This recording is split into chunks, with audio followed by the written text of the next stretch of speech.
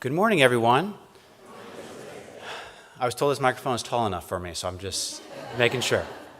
Thank you so much for having me back again. This is my second time. I'm glad that after the first time, I'm welcome back again. So today, we celebrate the Gotane service, which is the birth of Shinran Shonin, our founder of Jodo Shinshu Buddhism. The funny thing is that Shinran never saw himself as the founder of anything. He was just trying to spread the Nembutsu teachings, and so anyone that he said decided to listen to him, follow him, or find something meaningful in what he did so because of external factors, not because of his efforts alone.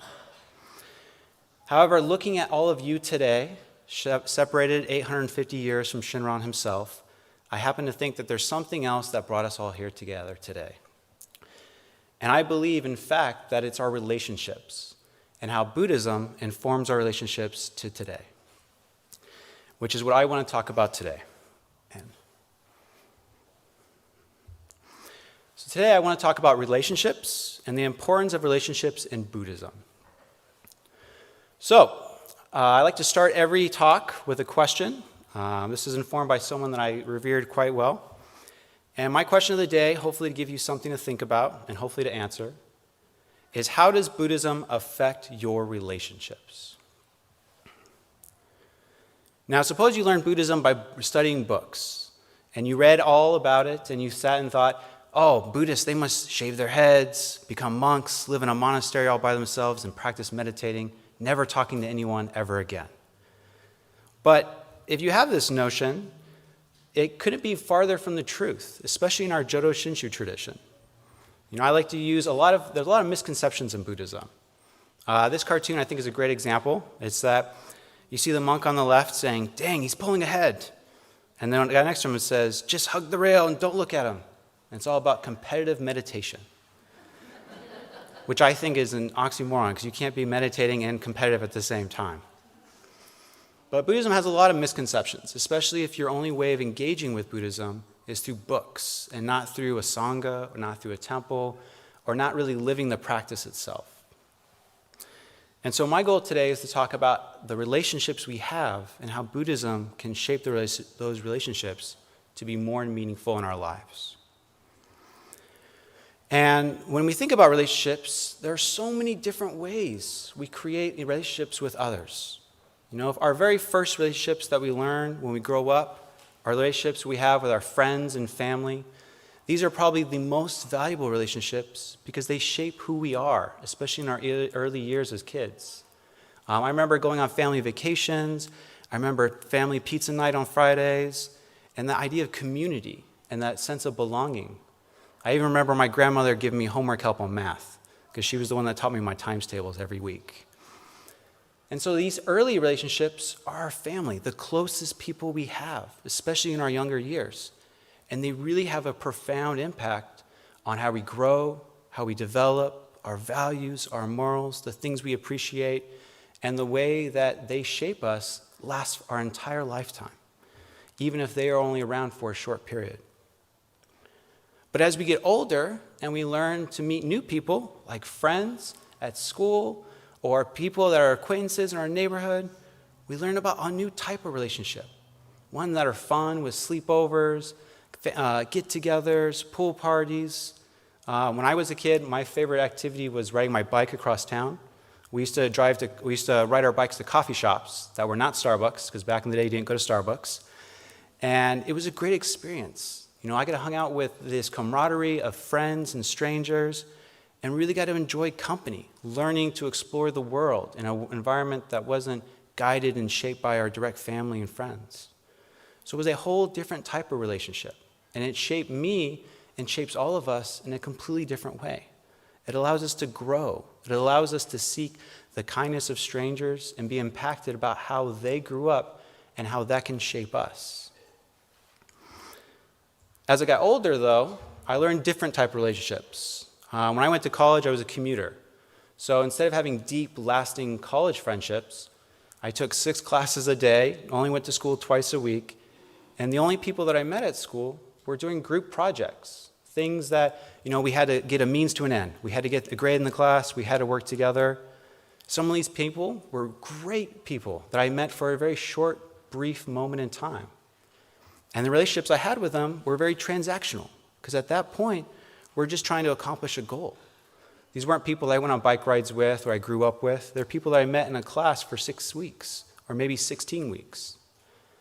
And so these relationships were quite different. Some of them were not as long lasting. We were just like jigsaw puzzle pieces that fit together for a short period of time. Then we came apart, went back in the box, and no one played with us again. So we were just interacting in a very different way. Our relationships were shaped differently. The value we put in those relationships was also different. But they were still meaningful. They helped us get good grades. They helped us accomplish goals, learning how to work together, and finding a way to really meet people that you might not always want to be partners with, but it gave you an opportunity to work with someone, even if just a short period. And then later, as I grew up, other relationships that I learned about were romantic relationships. And these romantic relationships had a lasting impact that changed me and shapes us in many different ways that we've never experienced before and we never will experience again. Because these romantic relationships help us create a sense of family, an extended family, a family different than the one we grew up in, one that we design ourselves and the one that we coalesce to create together. So my wife shares me these pull-away calendar days, and I know this TV is a little small, so I will read the caption.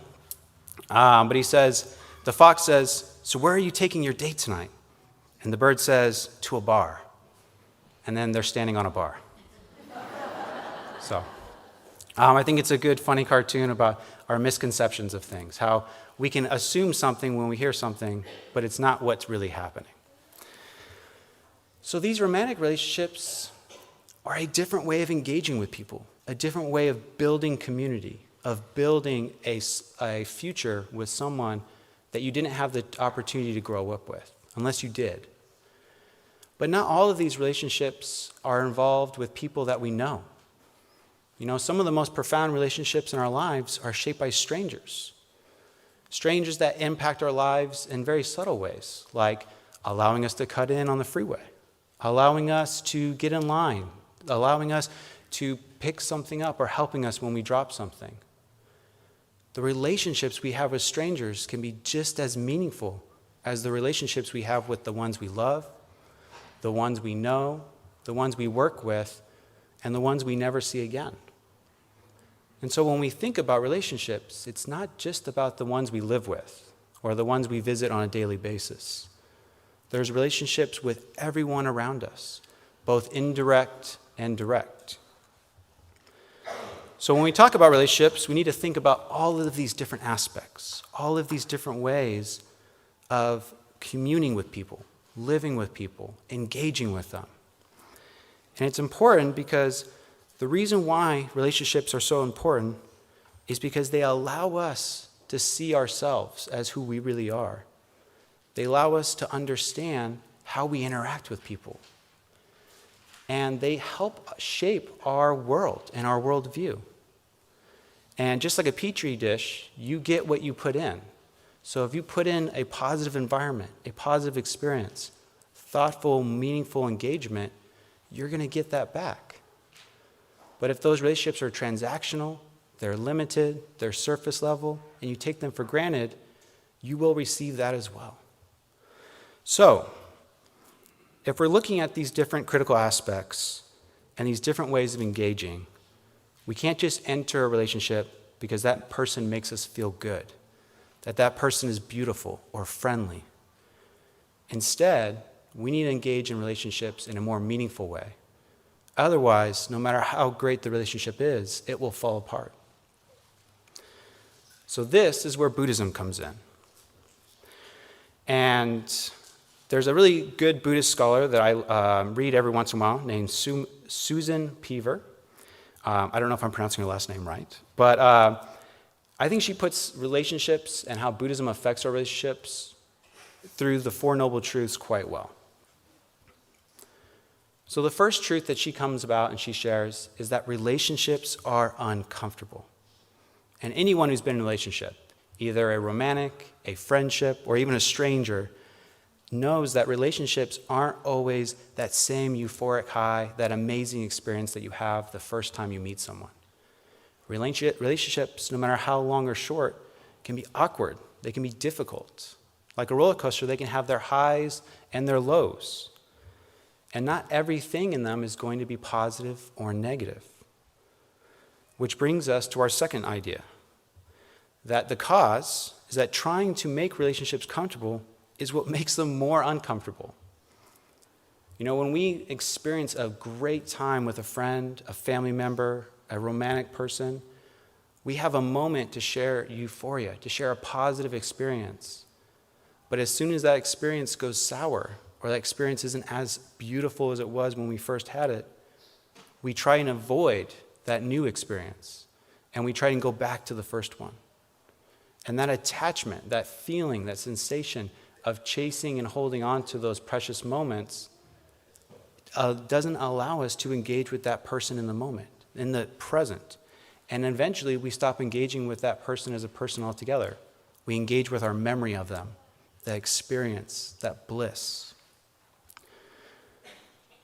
The third noble truth is that meeting the discomfort together is where true growth can happen. You know, when attachments kick in, when we start craving things, and instead of embracing the moment, we embrace the relationship as an idealized thing, we don't meet that person. We no longer have that relationship. So once we understand that what's causing our suffering, we can start to realize that there is a solution. There's an opportunity to make more meaningful relationships happen, to make the relationships we currently have more engaging. And so as Buddhism teaches us, cultivating loving kindness in a relationship is imperative for our relationships to grow. Without forgiveness and compassion for ourselves and others, relationships start to falter. They start to fall apart. So what can we do to aid our relationships and to bring Buddhism to make our relationships more meaningful? Well, that is the Eightfold Path. So today I want to share some examples of how Buddhism can inform not only our relationships, but improve them and make them better. And I'm not going to go through all 8, so don't worry. So, the first one I want to share is right view. And right view involves recognizing and owning projections, judgments, hopes, and fears that often lurk behind our strategies, our philosophies, and how we engage the world. You know, every time we meet someone, we have this movie projector in the center of our forehead, and we're projecting onto that person an experience, a judgment, maybe an idealized version of them that they were and they no longer are, or who we want them to be and who they are not at this moment. And just like any movie, it's okay to watch it, but it's also important to be mindful that it's there, to understand that when you project this screen, this movie, and you filter the engagement, you are having a different experience than the true experience you're currently having with that person. And this narrative will compromise your relationship if you're not aware of it. You know, if you want to truly be with someone and truly experience a moment with them, you have to experience them for who they are in that moment, not who we want them to be, not who they were, or not who we want them to turn into or go back to. Right view is about maintaining awareness of the movie and not mistaking the human being in front of us for what you have projected onto them, and owning those projections when you notice them. So this is just one way that we can bring Buddhism into our relationships to make them more meaningful, by being aware of how we are engaging with them and making sure that we're aware that when we are projecting onto them, that may not be who they really are in that moment. Another one is right intention. And for right intention, if you were to look at all the books about relationships in a bookstore, you would probably notice that 99% of them are about getting love, about receiving happiness from someone else. And if you don't believe me, you can ask Matthew. I know he works in a bookstore here. But when you think about being in love, when you think about experiencing love, getting it is only 50%. You know, one person brings half of the relationship. but it's your job to bring the other half.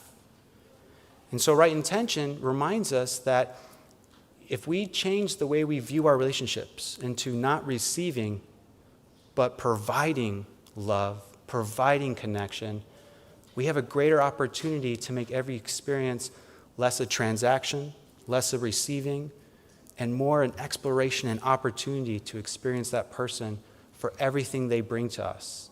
The good, the bad, the mediocre, the okay. It gives us an opportunity to appreciate every little thing they do with us. When you think about strangers, we can't get anywhere we want to go on the freeway unless someone lets you merge, unless someone lets you get off the freeway, unless someone lets you get in line.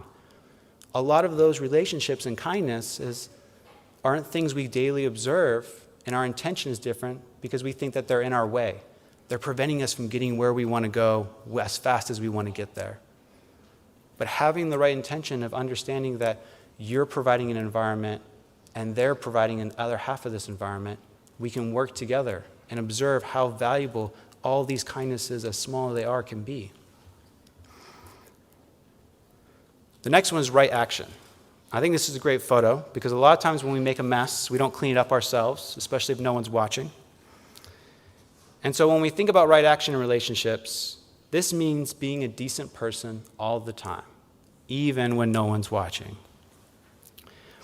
And in relationships, not harming others is very tricky. We accidentally say the wrong things. We don't know where someone's at when we approach them. And if they're having a bad day, it might seem like they're projecting something onto us. But if we put in our effort to be mindful of their actions, their lives, what's going on with them, we can allow ourselves to build relationships that have purpose, that have intent, and aren't just two people accidentally bumping into each other at the wrong time, at the wrong space. And this means being a decent person all the time, taking responsibility for everything, even things that you aren't aware of, or things that happen that hurt other people that you can observe or maybe not observe. The most harm that comes to people is the harm that we don't think about. The kindnesses, the actions we take without thinking them through and how the other person will react to them. And so with right action, we can put our best foot forward every single time to always give everyone the opportunity to experience us reaching out and not taking away. Our next one is right household. I think this is a great picture because, we have one girl, she's eating with a fork, she's enjoying the meal, and then the other person's grabbing with their hands. And when I think of right livelihood, and I think about how it impacts our relationships, it's about being responsible, not leaving a mess, being aware of the spaces we share with people. Some of us share homes with our loved ones. Some of us share car rides with the people we commute with. Some people have to share a line to get through the grocery store. So right household is making sure that you're responsible. You're coming to the table. You're being mindful of how other people need to share the space. Making sure that you aren't just taking from the space or facilitating the space, but you're allowing them to use it just as much as you are. It's about creating an environment where you put care into everything you do and every interaction you have, even if it's a complete stranger. The last one I want to share is right mindfulness. And this means being aware of what you feel and what your partner may be experiencing. Because a lot of times when we interact with others and we share a relationship, we're always thinking about how we think and feel. But relationships, again, are two pieces of an interaction. We have the ability to experience what we're thinking and feeling every moment. But we also have to be willing to understand that someone else may be having a different experience. So being sensitive to their thoughts, their emotions, and their feelings. And if they're not sharing them, asking, how are you feeling? Is everything okay? How can I help you? Being mindful of not only what's going on in our head, but being mindful of what goes on in their head as well. Because every relationship, no matter how brief or how long, requires both people to be sensitive to each other, not just sensitive to ourselves and what's going on inside. And so regarding relationships, being aware of this foreground and this background means being mindful of what you feel and what your partner may be experiencing. It also means attending to the ambient temperature. When we walk into a house, sometimes our homes feel nice and cozy. We feel relaxed.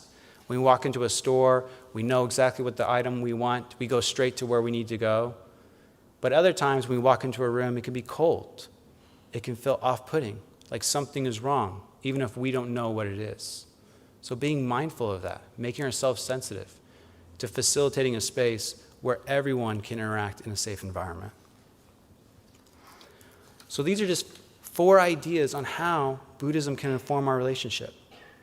Remembering how we view others, experiencing the relationship we have with others, not the projections we give them. Making sure we're always being responsible for our actions, putting our best foot forward, giving people the benefit of a doubt when we experience a relationship or a moment in time with them. Being mindful of their feelings and their thoughts while also being mindful of our own. These are just 4 different ideas of how we can engage our relationships. Now, tying this to Jodo Shinshu Buddhism, Shinran Shonin, on my left, your right, or your left as well. As a young monk on Mount Hiei, Shinran strenuously tried to become a monk from 9 to 29. But being a monk on Mount Hiei didn't work for him. He realized very quickly that that wasn't going to bring him the happiness, the peace, the enlightenment, the things that he really wanted. And so he left, encountered a new teacher named Honen, and embraced a completely different path. For Shinran, he realized that rather than trying to exterminate the 3 poisons of desire, anger, and ignorance, he had to accept that we are made up of them. Yet these poisons do not have to shape our relationships with others. They are there, they are present, but we can be mindful of how they influence our decisions and the way we build our relationships with others. So in Jodo Shinshu Buddhism, one does not have to leave home to become a monk. One doesn't have to take precepts and do difficult practices. Instead, it is a path for ordinary people, married people, people with jobs, people with worked lives, not people in a monastery. And when we encounter the Buddhist teachings, listen to the Dharma, and become part of a Sangha, it envelops us and transforms us and encourages us to see ourselves as we are, to accept ourselves, and make us better human beings. It also helps us to understand that the familiar faces, the family, the friends, and the strangers that interact with our lives and build our relationships from moment to moment are there experiencing the same moment we are. This interconnectedness continually gives us chances to experience the everyday compassion that surrounds us, from hearing "I love you" from friends and family, to receiving kind gestures like helping someone unload their house or unload their car, from friends and family, to even the subtle things like allowing someone to cut in on the freeway, helping someone when they drop something or leave something behind. All of these experiences give us an ability to appreciate relationships and the compassion that continually surrounds us, even if we're not aware of it. Buddhism, especially in Jodo Shinshu, keeps us in everyday relationships and tries to give us the wisdom to make us keenly aware that compassion is continually working on us, even if we are not aware of it and don't have the eyes to see it. And in recognizing that compassion, we can express our gratitude as we reflect on ourselves concerning others by reciting the Nembutsu and saying Namo Amida Butsu, and find ourselves embraced by the wisdom and compassion all around us. Please join me as I recite the words of Shinran Shonin as we celebrate this service. Although my eyes, blinded by passions, do not see the brilliant light which embraces me, the great compassion never tires, always casting its lights upon me. Namo Amida Butsu, Namo Amida Butsu, Namo Amida Butsu, Namandabas. Thank you very much.